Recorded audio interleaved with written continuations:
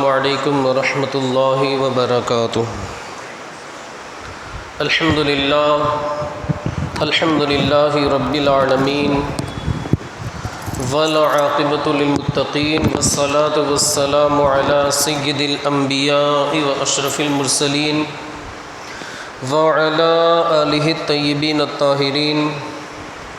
واصحابہ الہادین المہدیین۔ اما بعد فقد قال اللہ تبارک وتعالی فی القرآن المجید والفرقان الحمید فاعوذ باللہ من الشیطان الرجیم بسم اللہ الرحمن الرحیم الا ان اولیاء اللہ لا خوف علیہم ولا هم یحزنون الذین آمنوا وکانوا یتقون۔ صدق اللہ مولانا العظیم وبلغنا رسولہ النبی الامین المتین المکین المختار الکریم ونحن علی ذلک لمن الشاہدین والشاکرین والذاکرین والحافظین والواصفین والحامدین والحمد للہ رب العالمین۔ سبحانک لا علم لنا الا ما علمتنا انک انت العلیم الحکیم۔ رب اشرح لی صدری ویسر لی امری واحلل عقدۃ من لسانی یفقہوا قولی۔ ان اللہ وملائکتہ یصلون علی النبی یا ایہا الذین آمنوا صلوا علیہ وسلموا تسلیما۔ اللہم صل علی سیدنا ومولانا محمد معدن الجود والکرم وآلہ الکرام واصحابہ العظام وابنہ الکریم وبارک وسلم۔ معزز سامعین کرام، خطبہ مسنونہ کے بعد میں نے جس آیت مقدسہ کی تلاوت کی ہے، اللہ وحدہ لا شریک قرآن مقدس میں اپنے اولیاء کی، اپنے نیک بندوں کی، اپنے محبوبوں کی، اللہ والوں کی، اللہ کے مقرب بندوں کی، اللہ کے برگزیدہ بندوں کی شان بیان کرتے ہوئے رب قدیر جل جلالہ ارشاد فرماتا ہے، الا خبردار، کہا جاتا ہے کہ may I have your attention please، train number etc جو بھی کہا جاتا ہے اسٹیشن وغیرہ پہ آپ نے سنا ہوگا may I have your attention please، train number فلاں فلاں جو بھی ہے وہ لاسٹ تک اعلان کیا جائے۔ لاسٹ میں کہا جاتا ہے passenger are requested to take their seats, اس طریقے سے کہا جاتا ہے کہ بھائی جو ہمارے پیسنجر ہیں ان سے گزارش کی جاتی ہے کہ اپنی اپنی سیٹ لے لیں، اپنا اپنا استان گرہن کریں۔ تو شروع میں جو جملہ استعمال کیا جاتا ہے may I have your attention please، میں آپ کی توجہ چاہتا ہوں، یا اگر لیڈیز ہے تو چاہتی ہوں، جو بھی ہے اس کا ٹرانسلیشن آپ کریں گے اس اعتبار سے ہوگا۔ تو عرض کرنے کا مقصد یہ ہے کہ وہ لوگ آگاہ کرتے، خبردار سن لو، توجہ، بلا تشبیہ و تمثیل، بلا شبہ بلا تشبیہ و تمثیل، کمپیرنگ نہیں کی جا سکتی، مثال وغیرہ کے لیے بس سمجھانے کے لیے، تقریب فہم کے لیے۔ اللہ وحدہ لا شریک نے قرآن مقدس میں فرمایا، الا خبردار سن لو، توجہ رکھو، خبردار سن لو، توجہ رکھو، ان اولیاء اللہ، اللہ کے جو اولیاء ہیں،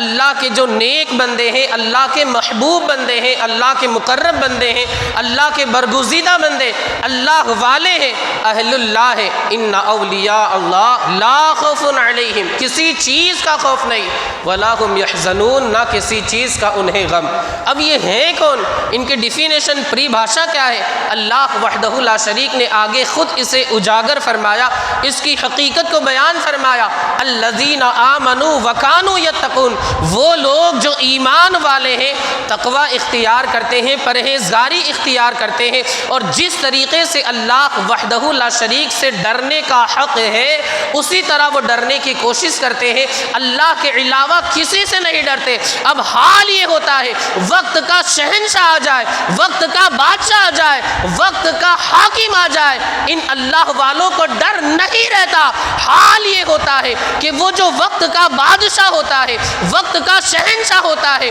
وہ اپنے سر کا تاج ان اللہ والوں کے قدموں میں رکھتا ہوا نظر آتا ہے۔ یہ اور بات ہے کہ خاموش کھڑے رہتے ہیں، پر جو لوگ بڑے ہیں بڑے ہی رہتے ہیں۔ ایسے درویشوں سے جڑتا ہے ان کا شجرہ جن کی ٹھوکر میں کئی تاج پڑے رہتے ہیں۔ یہ اللہ والوں کی شان ہوتی ہے۔ انہی اللہ والوں میں ایک اللہ کے نیک بندے، ایک اللہ وحدہ لا شریک کے برگزیدہ بندے، ایک اللہ وحدہ لا شریک کے بارگاہ کے قریبی بندے، ان کی والدہ نے ایک مرتبہ خواب دیکھا کہ آسمان سے نور کی برسات ہوئی، جیسے ہی زمین کے اوپر وہ نور آیا، وہ چمک آئی، وہ تابندگی آئی، وہ نور پوری روئے زمین کے اندر پھیل جاتا ہے۔ وہ نور، وہ روشنی، وہ چمک، اس کی شعاعیں، اس کی کرنیں پوری روئے زمین کے اندر پھیل جاتی ہے۔ یہ جو خواب دیکھنے والی خاتون تھی، یہ بھی اللہ کی نیک بندی تھی، عبادت گزار بندی تھی، اور ان کے جو شوہر نامدار تھے، سید گھرانے سے ان کا تعلق تھا،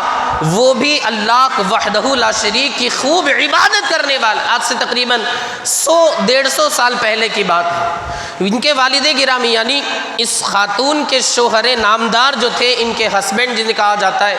یہ بھی اللہ کے نیک بندے تھے، اللہ وحدہ لا شریک کا ڈر اپنے دل کے اندر بسانے والے۔ تھوڑا سا وقت گزرتا ہے، 6, 7, 8 مہینے 9 مہینے کا وقت گزرتا ہے، اللہ وحدہ لا شریک ان میاں بیوی کو چاند جیسا خوبصورت ایک بیٹا عطا فرماتا ہے۔ عزیزان ملت اسلامیہ، یہ جو بیٹا انہیں عطا ہوا، یہ مادرزاد ولایت کے منصب پر فائز تھا۔ اللہ وحدہ لا شریک نے انہیں بچپن ہی سے کرامت کا انہیں پیکر بنایا تھا، بچپن ہی سے ان کی کرامتوں کا ظہور شروع ہو گیا تھا۔ اللہ وحدہ لا شریک نے انہیں مادرزاد ولی بنایا تھا، مادرزاد ولایت کے منصب پر فائز فرمایا تھا۔ آپ ذرا سوچیں، یہ اللہ والے کون تھے کہ جن کی بشارت اللہ وحدہ لا شریک نے آسمان سے ایک نور برسا کر کے ان کی والدہ کے خواب میں دے دی کہ وہ ایک بندہ آئے گا، ولایت کے منصب پر فائز ہوگا، اور اس کے نور کی کرنیں پوری روئے زمین کے اندر پھیل جائے گی، پوری زمین کے اندر اس کا نور گردش کرے گا۔ عزیزان ملت اسلامیہ، یہ جو ولایت کے منصب پر فائز، جس بیٹے کی ولادت ہوتی ہے، جس چھوٹے سے بچے کی ولادت ہوتی ہے، یہ کوئی اور نہیں، یہ وہی ذات تھی جسے آج دنیا بابا تاج الدین ناگپوری کے نام سے یاد کرتی ہے۔ یہ اللہ کے نیک بندے، اللہ کے ولی۔ اللہ اکبر۔ جب اللہ والے جو ہوتے ہیں، ان کی آزمائشیں تو ہوتی ہے، جتنا بڑا مرتبہ ہے اتنی ہی بڑی آزمائش۔ جتنے اللہ والے، آپ دیکھیں ڈاکٹر اقبال کا شعر بھی ہے کہ مقدر جن کے اونچے اور اعلیٰ بخت ہوتے ہیں، زندگی میں انہی کے امتحان بھی سخت ہوتے ہیں۔ جن کے مقدر اعلیٰ ہیں، جن کو اللہ بڑا مرتبہ عطا فرماتا ہے، ان کی آزمائشیں بھی بڑی ہوا کرتی ہیں۔ انبیاء کرام کی جتنی آزمائشیں ہوئیں، عام بندوں میں اتنی آزمائشیں کسی کی نہیں، کیونکہ اللہ نے انہیں ایسا مقام و مرتبہ عطا فرمایا تھا۔ بچپن ہی میں پہلے والد کا سایہ سر سے اٹھ گیا، پھر کچھ سالوں کے بعد والدہ ماجدہ طیبہ طاہرہ عابدہ زاہدہ کا سایہ بھی سر سے اٹھ جاتا ہے۔ 9 سال کے ہوئے مکتب میں جانے لگے، مدرسے کے اندر، جسے آج ہم کہتے ہیں۔ مدرسے میں پڑھ رہے تھے کہ ایک مجذوب اللہ والے آئے اور ارشاد فرمایا، اے تاج الدین، تم من جانب اللہ پڑھا ہوا ہے، اللہ وحدہ لا شریک سے کی جانب سے تجھے پڑھا کر کے بھیجا گیا ہے، تجھے کسی استاذ کے پاس پڑھنے کی ضرورت نہیں ہے، اس لیے کہ تیری تعلیم خود رب العالمین نے فرمائی ہے، تجھے کسی اور نے نہیں، خدائے وحدہ لا شریک نے پڑھایا ہے۔ بڑے ہو جاتے، ظاہر سی بات ہے، اللہ وحدہ لا شریک نے انہیں ولایت کا پیکر بنایا تھا، کرامت کا پیکر بنایا تھا، ولایت کے منصب پر فائز فرمایا تھا۔ آپ کے در پر جو بھی آتا وہ خالی ہاتھ واپس نہیں جاتا، خالی دامن کو لے کر کے واپس نہیں جاتا، اس کا دامن دعا قبول، الفاظ مکمل ہونے سے پہلے ہی آپ اس کے دامن کو بھر دیا کرتے۔ ایک مرتبہ ایک آیا سوالی کہنے لگا کہ میرے پاس یہ ڈبہ تو ہے مگر اس میں کھانا نہیں، آپ کرم فرما دے، کچھ نواز دے۔ بابا تاج الدین ناگپوری فرماتے تمہیں شاید غلط فہمی ہے۔ کہا کیوں؟ بابا تاج الدین ناگپوری نے فرمایا کہ تمہارا ڈبہ ذرا چیک کرو، اس میں کھانا تو بھرا ہوا ہے۔ وہ جو آنے والا تھا، منگتا تھا، سوالی تھا، سوال کرنے والا تھا، التجا کرنے والا تھا، اس نے جو ہی اپنے کھانے کے برتن کو کھولا، وہ پورا برتن کھانے سے لبالب بھرا ہوا تھا۔ یہ اللہ والوں کے شان، جو جذب کے عالم میں نکلے لب مومن سے، وہ بات حقیقت میں تقدیر الہی ہے۔ بندے کی زبان سے، اگر حدیث پاک بھی ہے کہ جب اللہ وحدہ لا شریک کا بندہ نیک بن جاتا ہے، نوافل کے ذریعے اللہ وحدہ لا شریک کا قرب حاصل کر لیتا ہے، اللہ اسے اپنا محبوب بنا لیتا ہے۔ جب بندے کو اللہ اپنا محبوب بنا لیتا ہے، میرے آقا مصطفیٰ کریم فرماتے میں اس کا ہاتھ ہو جاتا ہوں، یعنی حدیث قدسی ہے، اللہ فرماتا ہے میں اس کا ہاتھ ہو جاتا ہوں جس سے پکڑتا ہے، میں اس کا پیر ہو جاتا ہوں جس سے وہ چلتا ہے، میں اس کا کان ہو جاتا ہوں جس سے سنتا ہے۔ اللہ وحدہ لا شریک حدیث قدسی میں یہ ارشاد فرماتا ہے، مطلب اس کا یہ ہے کہ اس کا ہر کام رضائے الہی کے مطابق ہونے لگتا ہے۔ آگے اللہ وحدہ لا شریک اپنے محبوب جناب محمد رسول اللہ کو مخاطب کرتے ہوئے ارشاد فرماتا ہے کہ اگر یہ بندہ میری بارگاہ میں کسی چیز کا سوال کرتا ہے، اگر یہ بندہ میری بارگاہ میں کچھ مانگتا ہے، دعا کرتا ہے، اے محبوب میں اس کی دعا کو رد نہیں کرتا بلکہ میں فوراً اس کی دعا کو قبول کر کے اپنے فضل و کرم سے اسے عطا کرتا ہوں۔ یہ اللہ والوں کی شان۔ ہمیں چاہیے کہ ہم اللہ والوں کے غلام بنیں، اللہ والوں کے باغی نہ بنیں، اللہ والوں کو اوورٹیک کرنے کی کوشش نہ کریں بلکہ ان کے پیچھے ہی 40 کی سپیڈ میں گاڑی چلائیں۔ مطلب ایک بات سمجھانے والی مثال کے ذریعے میں سمجھاؤ، انہیں اوورٹیک کرنے کی کوشش نہ کریں، بس اللہ والوں کا دامن غلامی کی زندگی بسر کرتے ہو۔ اللہ والوں کی غلامی، خبردار کسی عام انسان کی غلامی نہیں، غلامی اگر کرنی ہے غوث اعظم کی غلامی کرے، غلامی اگر کرنی ہے غریب نواز کی غلامی کرے۔ ان اللہ والوں کا دامن عقیدت کے ساتھ، محبت کے ساتھ، الفت کے ساتھ، احترام کے ساتھ، انسیت کے ساتھ، محبت کے جذبے کو اپنے دل میں بساتے ہوئے ان اللہ والوں کا دامن تھامے، انشاءاللہ العزیز ان اولیاء کی محبت تمہیں دنیا میں بھی کام آئے گی، آخرت میں بھی تمہیں کامیاب بنا دے گی۔ یہی بابا تاج الدین اللہ اکبر ایک مرتبہ ایک سونار، جسے ہم گولڈ مش کہتے ہیں انگریزی کے اندر، سونے وغیرہ کا کام کرنے والا، اور دکانیں بھی وہاں بھاگل وغیرہ میں آپ جانتے ہوں گے جیلری کی دکانیں رہتی ہیں۔ ایک سونار کے یہاں آپ گئے، گولڈ مش کے یہاں، اور فرمایا فوراً اپنا سامان لے کر باہر نکل۔ اب وہ تھوڑا سا تعجب میں کہ اچانک کیا ہو گیا، خیر اللہ والوں کا حکم تھا، فوراً اپنا سامان لے کر کے باہر چلے جا۔ یہ اللہ والے ہیں، ان کی نگاہیں ہم تو بس صرف یہاں سامنے دیکھتے ہیں، نور روشن نظر آ رہی ہے، عارفیہ نظر آ رہی ہے، نورانی تھوڑی سی نظر آ رہی ہے، پاور ہاؤس نظر آ رہا ہے، اور ہمارے بھائی جو ہے وہ آرام سے آ رہے وہ نظر آ رہا ہے، بس اتنا نظر آتا ہے، اس کے علاوہ اور کچھ نظر نہیں آتا۔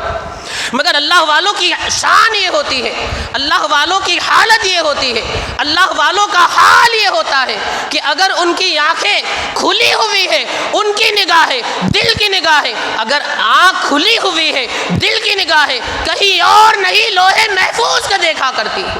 یہ اللہ والوں کی شان۔ ملا محب اللہ کر کے ایک بزرگ گزرے، بلکہ اورنگزیب عالمگیر علیہ الرحمہ، ان کی بارگاہ میں ایک عالم دین حافظ قرآن موجود تھے، وہ تراویح پڑھا رہے تھے۔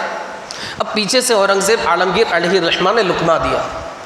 اب یہ جو ملا محب اللہ بہاری تھے، انہوں نے لقمہ نہیں لیا، پڑھتے رہے، دوسری مرتبہ لقمہ، تیسری مرتبہ لقمہ، چوتھی مرتبہ لقمہ، مگر انہوں نے لقمہ نہیں لیا۔ تراویح ختم کی، قرآن مقدس اٹھایا، جو ملا محب اللہ پڑھ رہے تھے اسی کے مطابق تھا، اور اورنگزیب عالمگیر علیہ الرحمہ جو پڑھ رہے تھے اس کے مطابق نہیں تھا۔ یعنی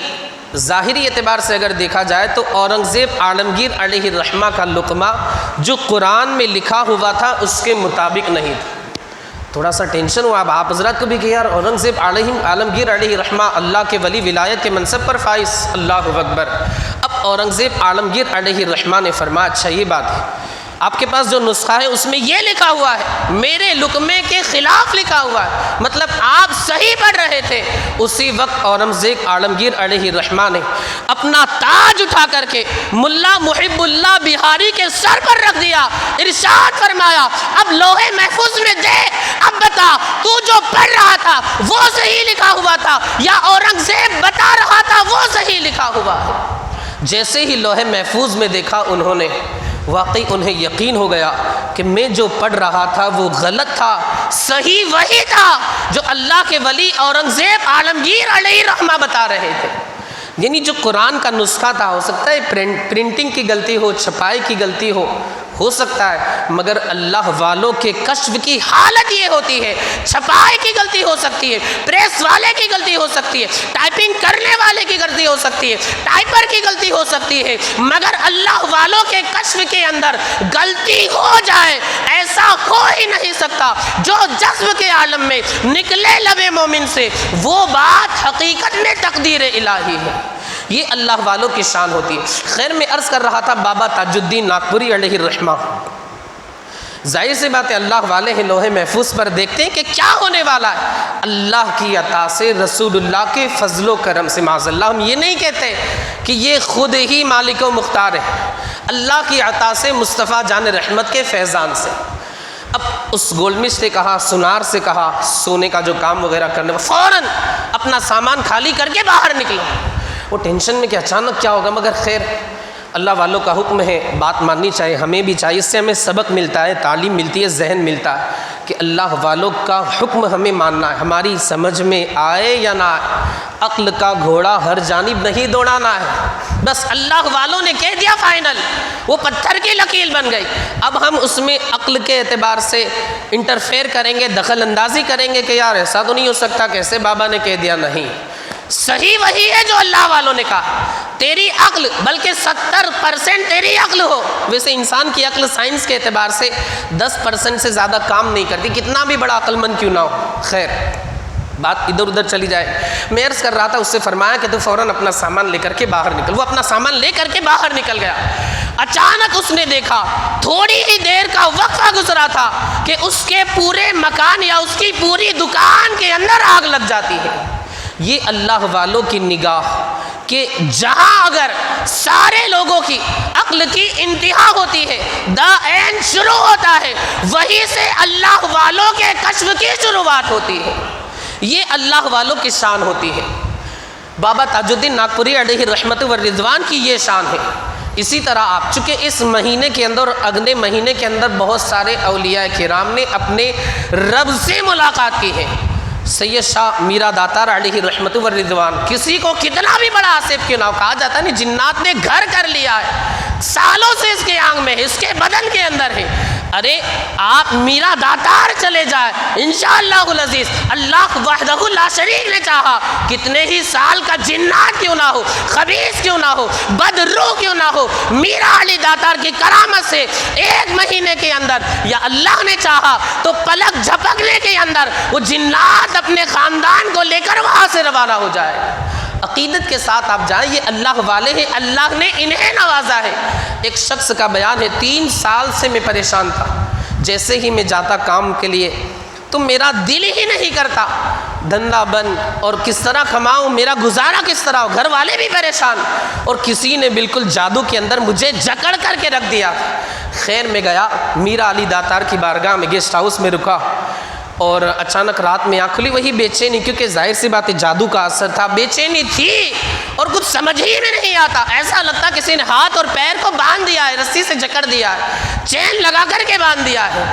15-20 دن کا عرصہ گزرا تھا، ایک رات آنکھ کھلی، دیکھا کہ جتنا بھی جادو کا اثر تھا اور اس اثر کی وجہ سے میں کچھ کام نہیں کر سکتا تھا، اللہ وحدہ لا شریک کی عطا سے اور سید علی میرا داتار کی نگاہ کیمیا کے اثر سے اللہ نے جادو کے سارے اثرات کو ختم فرما دیا۔ یہ اللہ والوں کی شان۔ خواجہ دانا علیہ الرحمہ کی بات کریں، کرامتیں تو آپ نے بہت ان کی سنی ہوگی، لیکن اللہ اکبر، الحمدللہ ثم الحمدللہ، آج سے آپ اگر 20-25 سال پہلے کی بات کریں تو جو لوگ خواجہ دانا علیہ الرحمہ کے قدموں کے قریب رہتے تھے، یعنی اس علاقے میں آس پڑوس رہتے تھے، کوئی کرائے سے رہتا تھا تو کسی کا مکان تھا لیکن سستا چھوٹا موٹا، یہ تھا 20-25 سال پہلے۔ آپ تھوڑا سا غور کریں گے آپ کو پتہ چل بھی جائے، 2-4 نام آپ کی زبان پہ ابھی آ بھی گئے ہوں گے، آپ کے ذہن میں آ بھی گئے ہوں گے، میں نام وغیرہ نہیں لوں گا، نہ میں سرنیم بتاؤں گا۔ بہرحال تو غریب نواز کے بھیجے ہوئے یہ سمجھ لیجیے خواجہ دانا علیہ الرحمت والرضوان،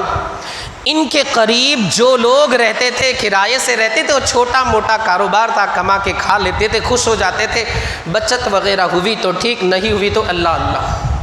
آج خواجہ دانا علیہ الرحمت والرضوان کی کرامت کی برکت سے اللہ وحدہ لا شریک نے انہیں ایسا عطا فرمایا، بلکہ ہم نے تو یہاں تک سنا ہے کہ ان میں کچھ لوگ نیوز پیپر بھی بیچنے والے تھے، کچھ لوگ حقیقت میں بالکل یہ یقینی بات ہے، ایسا نہیں کہ میں ہوا میں فائرنگ کر رہا ہوں اور یہ صرف دعویٰ ہے کھوکھلا، ایسا نہیں، اگر کھوکھلا دعویٰ ہے تو خواجہ دانا کی شان ہے، اگر میں غلط کہہ رہا ہوں، جھوٹ کہہ رہا ہوں تو خواجہ دانا علیہ رحمہ مجھ سے ناراض ہو جائیں گے معاذ اللہ، لیکن یہ جھوٹی بات نہیں، بالکل پکی بات ہے، بالکل ثبوت والی بات ہے، پروف والی بات ہے، دلیل والی بات ہے، میرے پاس اس کا ایویڈنس بھی موجود ہے، کہہ سکتے ہیں آپ۔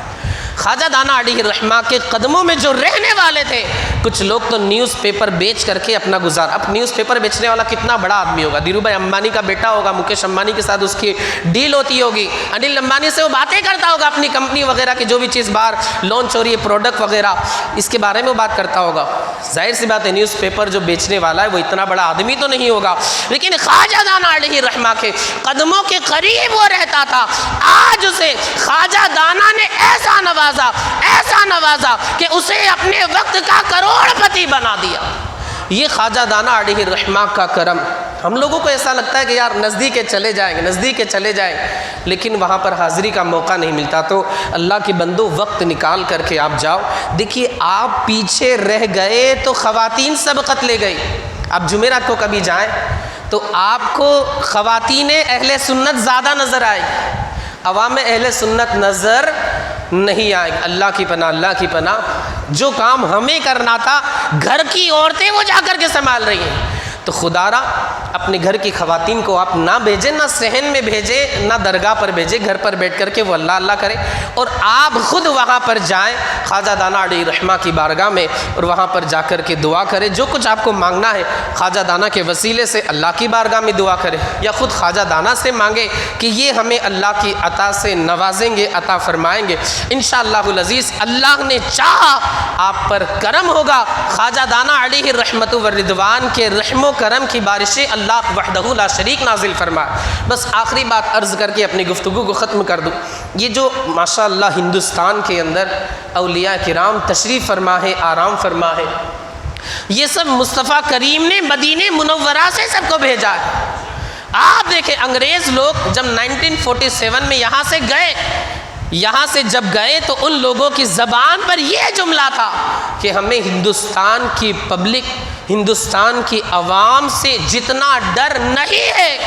اتنا ڈر ہمیں یہاں پر اللہ کے اولیاء جو مزارات کے اندر آرام فرمائے اتنا ڈر ہے، یعنی ہمیں پبلک سے جتنا ڈر نہیں ہے اتنا ڈر ہمیں اللہ والوں سے ہے۔ سبحان اللہ۔ آپ دیکھیں کہ ہندوستان کی سرزمین میں جگہ جگہ اللہ وحدہ لا شریک کے نیک بندے آرام فرما ہے، اور ان سارے نیک بندوں کے ہندوستان کی جو حکومت ہے وہ سمجھ لیجئے کہ عارضی حکومت ہوتی ہے، حقیقت میں حکومت اللہ والوں کی ہوتی ہے، اور ان سب اللہ والے جو ہندوستان کے اندر تشریف فرما ہے، ان سارے کے سارے جو بڑے ہیں انہیں ہم شہنشاہ ہندوستان کہتے ہیں، ہند الولی کہتے ہیں۔ کہا جاتا ہے کرسی پر کوئی بھی بیٹھے، راجہ تو میرا خواجہ، غریب نواز کی جانب سے انہیں ولایتیں ملتی ہیں۔ مصطفیٰ جان رحمت صلی اللہ علیہ وآلہ وسلم مدینہ منورہ سے ان اولیاء کرام کو بھیج رہے ہیں۔ بس اس شعر پر اپنی گفتگو کو ختم کر دوں، حضور تاج الشریعہ فرماتے ہیں یہاں بھی ان کی چلتی ہے، وہاں بھی ان کی چلتی ہے، مدینہ راجدھانی ہے، دو عالم پر حکومت ہے۔ یہ حضور تاج الشریعہ فرماتے مزرع چشت بخارا و عراق و اجمیر، کون سی کشت پہ برسا نہیں جھالا تیرا۔ مولا عز و جل ہمیں آپ کو اور ساری دنیا کے خوش عقیدہ مسلمانوں کو ان اولیاء کرام کا سچا پکا غلام رہنے کی توفیق رفیق عطا فرمائے، اور ان اولیاء کرام کی غلامی میں قیامت کے دن ہمارا حشر فرمائے۔ استغفر اللہ ربی من کل ذنب واتوب الیہ۔ کھڑے ہو جائیں، صفے درست کر لیں، خالی جگہوں کو پر کر لیں، اور سنت باقی ہو اطمینان و سکون کے ساتھ ادا فرما دیں۔